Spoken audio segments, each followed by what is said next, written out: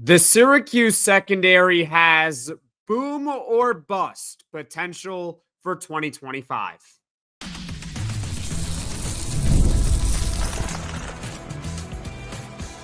You are Locked On Syracuse, your daily podcast on the Syracuse Orange, part of the Locked On Podcast Network, your team every day. Hello, everyone, and welcome into Locked On Syracuse. I'm Jackson Holzer, and thank you for making us your first listen of every single day here on the Locked On Podcast Network, your team every day, and we are free and available wherever you get your podcasts. And on today's show, we will go over how Syracuse Basketball is playing Tennessee once again in the ACC-SEC Challenge. That's coming up later on in the podcast. We're going to start off the podcast discussing the Syracuse football secondary, the starters and the sleepers for the unit for the 2025 season. All that and more here on today's edition of Locked On Syracuse. And this episode is brought to you by Gametime. Download the Gametime app, create an account, use code LOCKEDONCollege for $20 off your first purchase. This is the first Syracuse football position preview of the summer, and we're going to start off talking about the secondary. Now, it's important to understand the system that Syracuse typically runs as its base defense before we really dive into some of the players that'll make up this secondary in 2025. Syracuse likes to use what's called a 4-2-5 defense. That means 4 down defensive linemen, 2 linebackers, and 5 members in the secondary, 2 corners, 2 safeties, and 1 nickelback. Let's go over the projected starters of the unit for the 2025 season. And really, my main takeaway of the unit in general is that Syracuse has a lot of youth at corner. They got some experience at secondary, but overall, this is a boom or bust secondary for 2025. This is one of those position groups where at the end of the season, we could be saying that, hey, this is probably the best position group on the team. Look at how all these players emerged on it. This is an elite secondary, one of the better ones in the ACC, if not the entire country. Or at the end of the season, we might be saying, yeah, that was a real weakness for Syracuse in 2025. So let's go over it. The 2 projected starting corners. Number 1, you got Demetres Samuel Jr., a consensus 4-star recruit in the 2025 recruiting cycle. Yesterday, we did a podcast ranking the top 10 players on Syracuse football's roster for 2025, and Demetres Samuel made the cut. In fact, he finished 6th on that list. And look, he's got a lot of talent, hence why I ranked him very high in Syracuse's top 10 list. But could there be growing pains this upcoming season? Absolutely, because this is a true freshman in college football. It's a little bit different being a true freshman in college football compared to college basketball. And even in college basketball, you will see players that are highly rated struggle out of the gate here.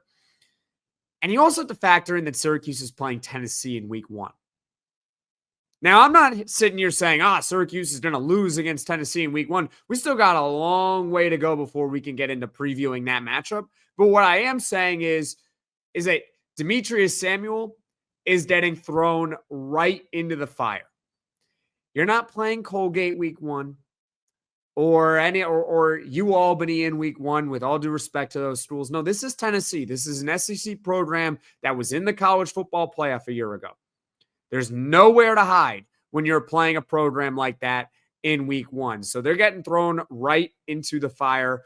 And I hope that Demetres Samuel can live up to the hype right away as a true freshman consensus 4-star recruit.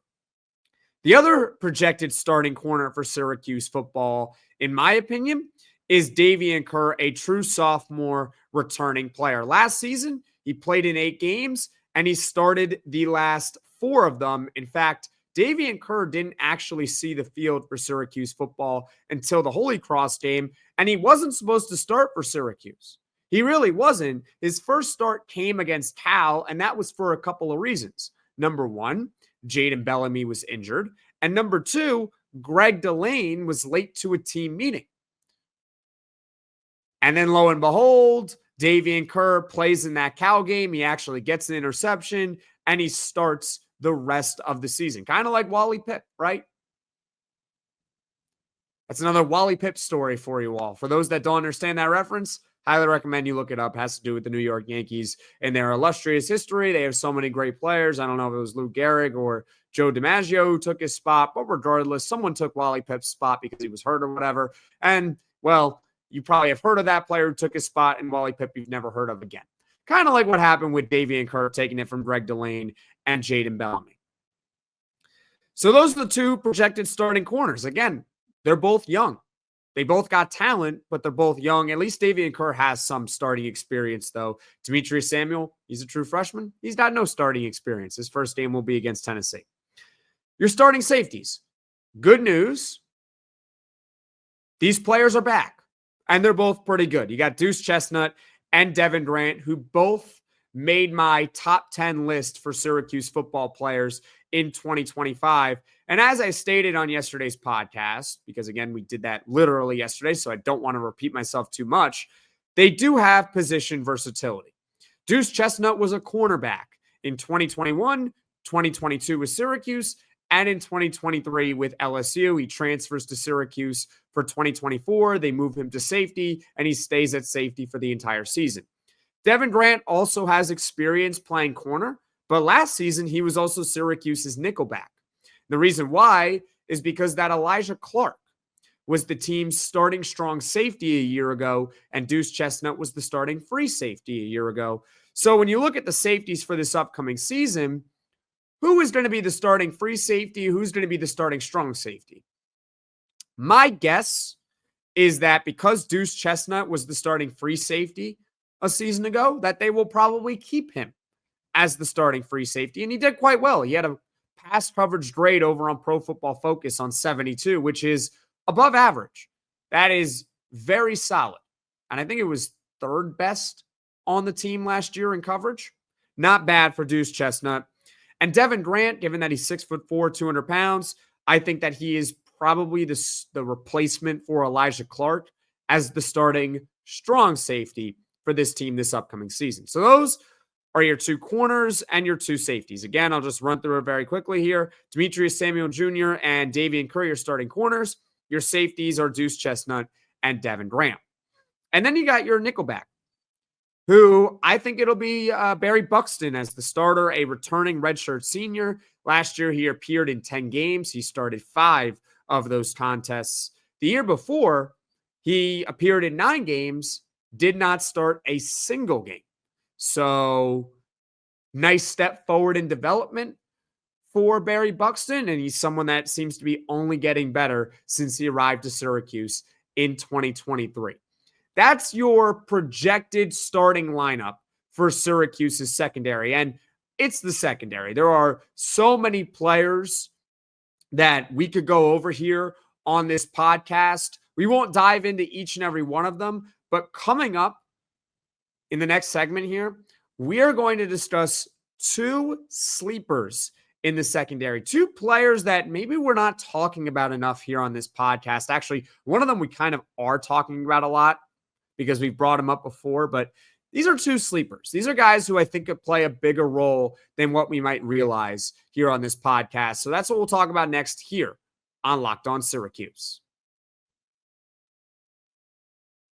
There's nothing like the NBA Finals, the intensity, the buzzer beaters, the fans losing their minds. It's the kind of atmosphere you must experience live. And hey, the Indiana Pacers now lead the Oklahoma City Thunder 2-1 in the NBA Finals. This matchup is already delivering. And if you want in, Gametime makes it fast and easy to get seats, even for the biggest NBA Finals games coming up. I mean, Game 4 is a huge one. If Oklahoma City Thunder can win it, they tie up the series and they give themselves a best-of-3 shot to win it all.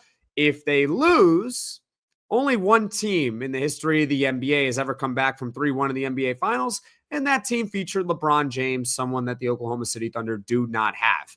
If you want in, Gametime makes it fast and easy to get tickets, even for the biggest games. Prices on the app actually go down the closer it gets to tip-off, and with killer last-minute deals, panoramic seat views, and no surprise fees, Gametime is a total game changer. Take the guesswork out of buying tickets with Gametime. Download the Gametime app, create an account, and use code LOCKEDONCollege for $20 off your first purchase. Terms apply. Again, create an account, redeem code LOCKEDONCollege, LOCKEDONCOLLEGE for $20 off. Download Gametime today. Last minute tickets, lowest price guaranteed. This is Locked On Syracuse. I'm Jackson Holzer. And folks, if you enjoy this podcast, if you could just do me a favor, tell one or two of your closest Syracuse friends about the Locked On Syracuse podcast so this channel can grow and reach all Syracuse Orange fans. And don't forget, hit that like button, hit that subscribe button. And of course, thank you to all those who continue to subscribe to Locked On Syracuse each and every day. Let's step back to talking about Syracuse football's boom or bust secondary for 2025. It's not a lot of youth, a lot of talent, and those ingredients combined make it a boom or bust secondary for this upcoming season. But there are two sleepers here. And these two players that we're about to talk about could potentially make or break the secondary, because if you think about it, if these guys could be really good for Syracuse, then that's one of the ways that Syracuse could have a strong secondary in 2025, because at minimum, they can outperform the starters, at least giving the starting or making the starting unit better, if you know what I mean, right? They just overtake the starting spots. They become really good. And then, hey, Syracuse's secondary, at least at the top end, is fine. Or Syracuse's starters play really well, and then you have a lot more depth, because these players also can step in, and whenever someone needs a break or someone gets hurt, these guys can fill the void. So who are the two sleepers, under the radar guys for Syracuse this upcoming season? Number one, again, we've talked about him a lot here on this podcast, so I'm not sure if he's that much of a sleeper here, okay? But Chris Peel, the Georgia cornerback transfer from this offseason, again, it's not the first time that I've mentioned him, but to me, he almost seems like he could be a slightly younger version of what Syracuse had last year with Clarence Lewis. When Syracuse got Clarence Lewis in the transfer portal from Notre Dame a season ago, I'll be honest with you, I thought they were bringing some veteran experience, a good locker room guy, a hard worker. I didn't know if he was really going to be that effective, though, for Syracuse football. I thought he would be more of a depth corner for the team. Well, it turns out I myself was very wrong, and I was pleasantly surprised about Clarence Lewis. I own it that I was wrong. I'm not perfect. I don't bat 1,000 here on this podcast. I'll just be honest. Sorry. This is your first time watching or listening. Jackson Holzer does not bat 1,000. Okay, so Clarence Lewis outperforms my expectations for him last season. He ends up becoming second team All ACC, which I could not believe. Second team All ACC. Wow, he was really good. And he was an undrafted free agent signing, I believe, by the Tennessee Titans. So he's going to be teammates with Cam Ward in 2025. Now, unfortunately, that was Clarence Lewis's final season of college eligibility. So now, relating it back to Chris Peel, who's got multiple years of eligibility, he's coming from Georgia. He couldn't really carve out much of a role at Georgia, but he was a four-star recruit in 2023, primarily recruited by Fran Brown. Again, for those that may have forgotten, Fran Brown's background is with defensive backs, and he was the defensive backs coach over at Georgia before coming to Syracuse in 2024. And he was also the number one recruiter in the nation, so I'm not surprised that he was the primary recruiter for a four-star defensive back in 2023 and a guy like Chris Peel. In fact, I mentioned this before, how he doesn't really seem like much of a sleeper anymore because of the amount we're talking about him. That I want to shout out subscriber Nick here, who texted me yesterday that he believes that Chris Peel is an honorable mention for the top 10 list of Syracuse football players in 2025. And I'll just tell you right now, Nick, if Chris Peel performs to a level where he's one of the 10 best players or close to one of the 10 best players for Syracuse football in 2025, I think that means the secondary is going to be really good. So hopefully he can live up to your expectation. And I won't be mad at it. I'm a Syracuse fan. I'm a Syracuse alum. So that's Chris Peele. That's one sleeper for you. The next one, we really haven't talked about this guy a lot at all. Maybe once when we did the recruiting podcast for him. Caleb Singleton, true freshman corner, Rivals 4-star recruit, top 35 to 40 corner in the country. I think some sites have him as a top 60-ish corner in the country heading into this upcoming season from high school. We know that head coach Fran Brown is not afraid to play true freshmen. He doesn't care. If you're a senior, if you're a sophomore, he does not care. He's going to play the player or players that give him the best chance to win. And we saw this last season. Davien Kerr was a true freshman. He started the Final Four games. Murad Watson was a huge part of Syracuse's defensive line a year ago. He was a true freshman. Veteran players could have taken those spots, but Fran Brown gave it to those guys. So he is not afraid to play true freshmen. And the same thing in 2025 with Demetres Samuel Jr. It looks like he's going to be the team's number one corner. So he's not afraid to play true freshmen. I believe that Caleb Singleton will start at least one game for Syracuse in 2025. I just have a feeling that's going to happen. If he does, it'll probably occur later on in the season. I don't know exactly where he is on the depth chart right now, but I do believe at some point he is going to start because, again, this is a talented secondary, but also a very young secondary. What if Demetres Samuel underperforms? What if Davien Kerr underperforms? What if Chris Peele doesn't exactly live up to his 4-star pedigree in 2023? What if some of the veterans, like a Greg Delane, doesn't take another step forward in development? What if Ivan McDaniels? What if someone gets hurt? There are so many what ifs with the secondary that you can look at a lot of players and say, hey, that guy might have a chance to start at some point. So when I look at Caleb Singleton, given his talent out of high school, I do think it's a possibility that he does start at least one game for Syracuse in 2025, probably later on in the season.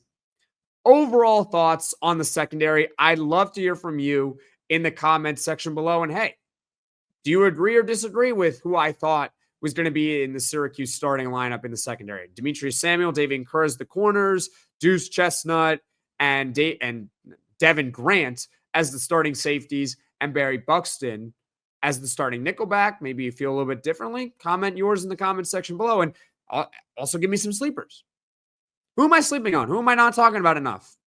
Comment in the comments section below. But overall, I do like how Fran Brown has his background with defensive backs because this is a very young unit. Lots of true freshmen, lots of true sophomores, redshirt freshmen across the board. It's got talent, but also inexperience. And when you combine those two things together, you get a unit that is boom or bust for the 2025 season. Do you think it's going to be good or do you think it's going to be bad? I want to hear from you in the comments section below. Now, coming up, we're going to shift gears and switch sports. We're going to discuss the ACC-SEC Challenge release. That's coming up next on Locked On Syracuse.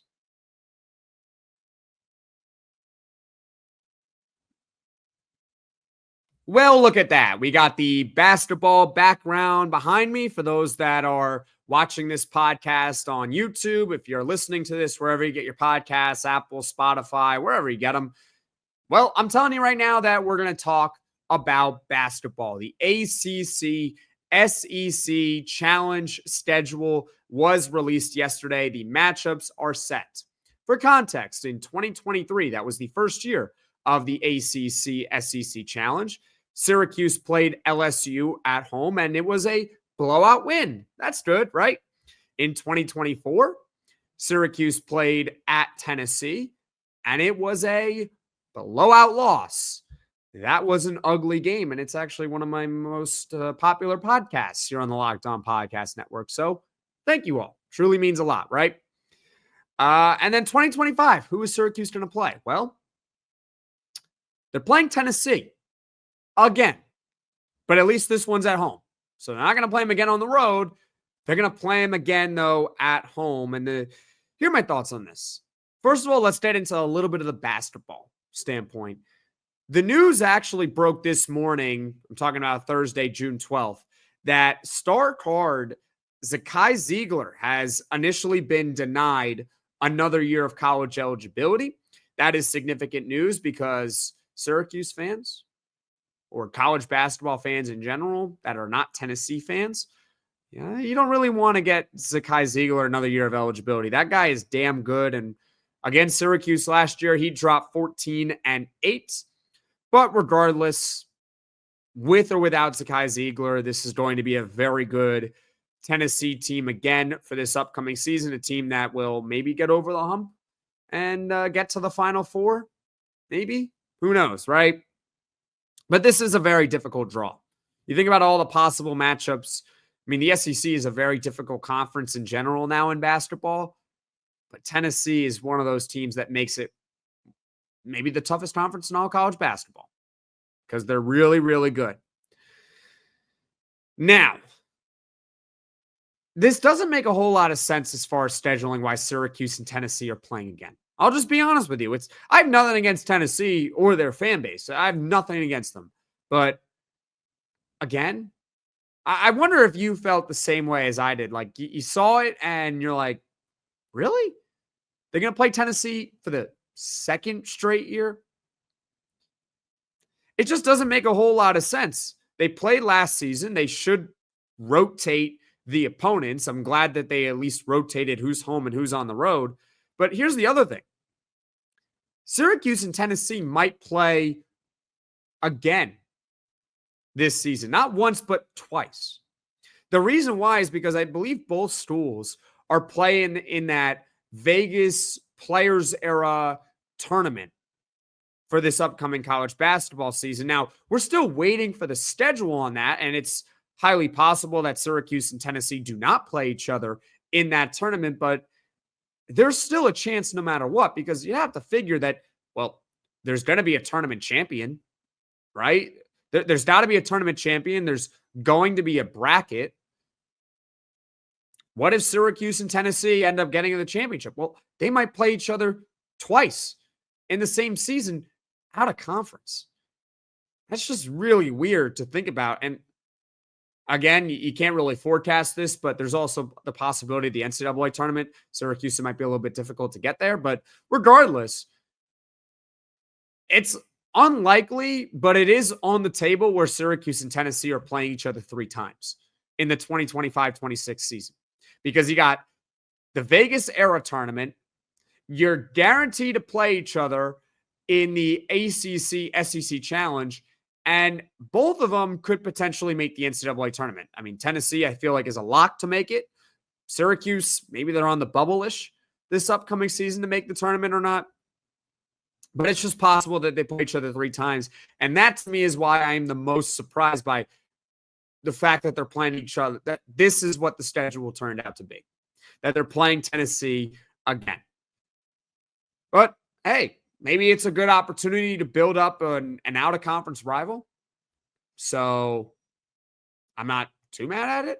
It's just very weird. Comment your thoughts on it in the comment section below. Now, as far as what is coming up on Locked On Syracuse in the future, tomorrow we will react to Rochester native Messiah Hampton's commitment. He is announcing it tomorrow, a consensus 4-star receiver, one of the most talented recruits to come out of the state of New York in a very long time. A lot of the analyst buzz out there now seems to be that Oregon is the favorite to land Messiah Hampton. But hey, fingers crossed. And even if it doesn't go our way tomorrow, we'll react to it. And who knows? There's a long ways away from signing day. Also, I've been saying this throughout the week that Poll Friday will likely be on Saturday instead. And the good news with the Poll Friday episode is that it does have to do with Syracuse football recruiting. So it could be a nice follow-up podcast to the Messiah Hampton reaction. So that's what's coming up next on Locked On Syracuse in the near future. And thank you for making Locked On Syracuse your first listen today. For your second listen, check out the Locked On Portal Show with football recruiting expert Brian Smith, who's got the latest rumors and signings each and every day. You can be the most informed fan on the rapid changes to the college football landscape. Find the Portal Podcast on YouTube or wherever you get your podcasts.